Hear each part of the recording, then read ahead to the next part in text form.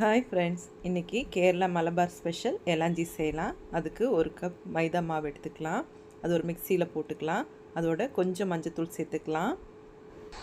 2 pinch உப்பு சேர்த்துக்கலாம். 2 table spoon சர்க்கரை சேர்த்துக்கலாம். இதோட 2 முட்டையை உடச்சி சேர்த்துக்கலாம். இதோட 1/4 கிளாஸ்க்கும் கம்மியாக தண்ணி இல்லைன்னா பால் சேர்த்துட்டு அரைச்சி எடுத்துக்கலாம். இப்போ அரைச்சி எடுத்ததை ஒரு கிண்ணத்தில் ஊற்றிக்கலாம். இதை நல்லா மிக்ஸ் பண்ணிவிட்டு ஒரு ஓரமாக மூடி போட்டு வச்சிடலாம்.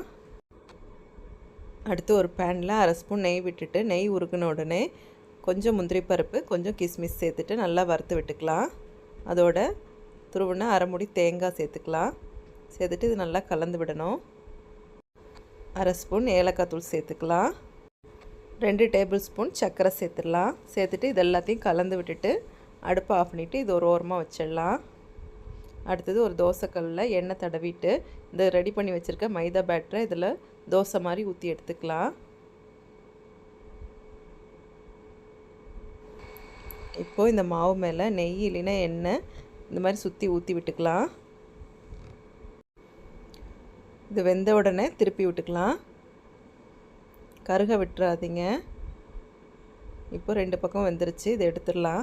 எடுத்துட்டு ரெடி பண்ணி வச்சுருக்க ஃபில்லிங் இது மேலே வச்சுட்டு 2 பக்கமும் மடித்து ரோல் பண்ணிக்கலாம்.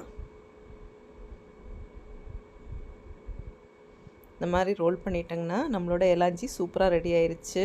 இந்த ஈவினிங் ஸ்நாக்ஸாக குழந்தைங்களுக்குலாம் செஞ்சு கொடுக்கலாம். கண்டிப்பாக ட்ரை பண்ணி பாருங்கள். நம்ம சேனலை லைக் பண்ணுங்கள், ஷேர் பண்ணுங்கள், சப்ஸ்கிரைப் பண்ணாதவங்க மறக்காமல் சப்ஸ்கிரைப் பண்ணுங்கள்.